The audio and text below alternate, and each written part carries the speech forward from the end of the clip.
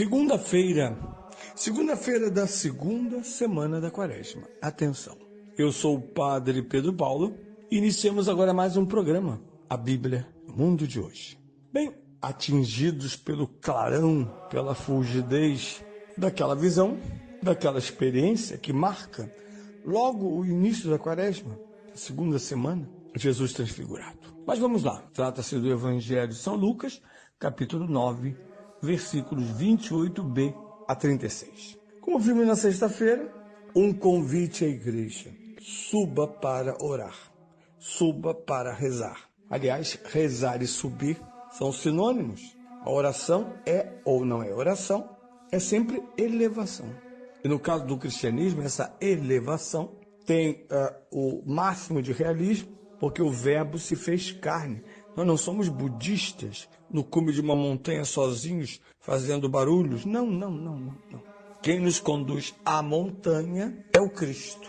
Portanto, a oração deve ter, oração cristã, madura, é um processo de vida, deve recolher esse aspecto da transformação. Rezar, de certa maneira, segundo a experiência da igreja, através daqueles 3 grandes apóstolos, é transfigurar-se ou participar da revelação, da transfiguração de Cristo.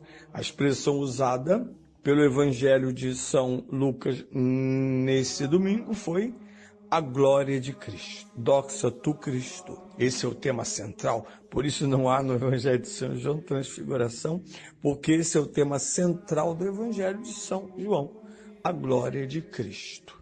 Quem vê a glória de Cristo, através dos sinais, vê o significado último, soteriológico, do seu mistério encarnado e, portanto, da sua cruz, hora da glorificação, e da expressa linguagem da ressurreição. Este é um elemento que caracteriza esta experiência. Se trata de retirar-se para, de fato, ser testemunha da Cristi glória, da glória de Cristo. Isso é estupendo. Neste caso, num certo momento, não temos só a visão de Cristo glorificado, que podia ser um pouco, para a aparição ter esse perigo, né? Podia ter sido um flash, uma ilusão, um desejo coletivo, como nós gostaríamos que Jesus fosse Deus. Aquela bobagem que Leonardo Boff escreveu e filou, e as pessoas todas repetem essa besteira. Tão humano que tinha que ser divino, isso é besteira. Tão humano que tinha que ser humano. Agora, é verdade que o que aconteceu no Monte da Transfiguração não foi uma simples aparição. Foi um momento decisivo de revelação. O prefácio, inclusive, desta Santa Missa, que nós ouvimos domingo, insiste no fato de que esta unidade está vinculada à anterior, como todas as unidades, porque trata-se de uma narrativa, de uma sequência lógico-temporal, de certa maneira, ao menos lógica. E na unidade anterior está colocado o problema grave do primeiro anúncio da sua paixão, com toda a reação de São Pedro, que depois de proclamá-lo Cristo Senhor, Messias, renega forte publicamente a dimensão messiânica concreta do Cristo Messias, que será o escárnio, a paixão e morte de Jesus, acompanhados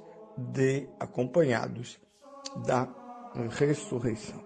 Ora, segundo o prefácio, aqui está uma resposta consoladora, encorajadora, mas também de revelação. Eles estão recebendo, através dessa experiência tão direta, um primeiro antecipado gosto, aquilo que São Paulo vai dizer no dia de Páscoa, 3º capítulo da Carta aos Colossenses, ele vai dizer: se ressuscitaste com Cristo, buscai as coisas do alto, onde está Cristo, e, de certa maneira, de São Paulo, escondido a vossa própria vida. Quando ele vier, tudo será revelado. Então, Jesus de Nazaré revela a sua glória, para que esta glória, esta visão, que ficará calada dentro deles até Páscoa, indique como uma lanterna, como um feixe de luz, o momento obscuro, difícil e de tentação. Lembre-se que esse mesmo evangelista dirá sobre, ao fim das tentações, que o demônio foi vencido pelos 3 nãos de Jesus, mas que ele voltaria no momento oportuno, retornaria. Nós sabemos que o retorno se dá exatamente no momento da paixão, em que as evidências parecem gritar contra o Cristo. Parece que tudo ruiu, tudo foi uma quimera, como lemos nas palavras dos discípulos de Emaús, lá no capítulo 24 de São Lucas. Pensávamos que ele iria restaurar Israel. Mas já são 3 dias e ele está morto. Bem, tudo isso não é dito com palavras simplesmente, mas com uma linguagem apocalíptica. A imagem é apocalíptica.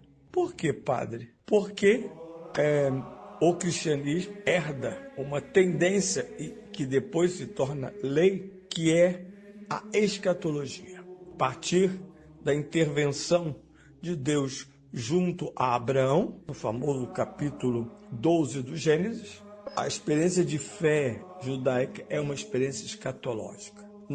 Começa e se prolonga na história sem dela ser prisioneiro. E não é só uma mensagem que é livre, mas é uma dinâmica na qual também nós nos reconhecemos. Terrenos como somos, herdamos eternidade. E, portanto, durante a nossa vida terrena, nós aspiramos às coisas do alto e, através da liturgia, lugar da transfiguração semanal de Jesus à igreja, vemos-nos envolvidos também nesta visão e audição maravilhosas. Bem, voltando ao texto. Este homem é lúcido, a melhor translúcido, tudo nele brilha. Exatamente a imagem apocalíptica do contrário. Lá no Apocalipse, no capítulo 22, ao descrever a luz na cidade, e sobretudo na cidade, porque não há templo, né? O texto diz, não há sol, porque há Cristo. E, como nós sabemos, o dia 25 de dezembro para os pagãos era o dia do imperador, o Invictus, era o dia do sol, Sunday. Mas não. É o dia do Cristo. Ele é o sol nascente. Ele é o vencedor. Ele rompe a aurora, instalada, ou melhor dizendo, amparada pela imagem da morte.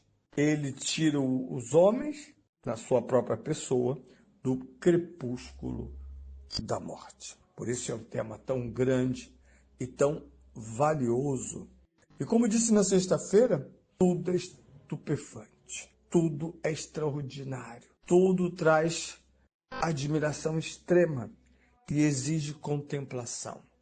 Quero repetir o medo que eu tenho das nossas igrejas barulhentas, nossos padres barulhentos, nossos grupos barulhentos. Parece que estamos diante de algo. Às vezes eu fico observando os ministros da comunhão, todos que se movem até demais sobre o altar hoje na igreja, é coroinha, é ministro, todo mundo andando lá por cima, e às vezes não se percebe essa consciência que, por exemplo, nós encontramos lá no início de Israel, o Moisés que tem que tirar os sapatos, as sandálias, que esse lugar é sagrado. Isaías no templo, esse lugar é terrível.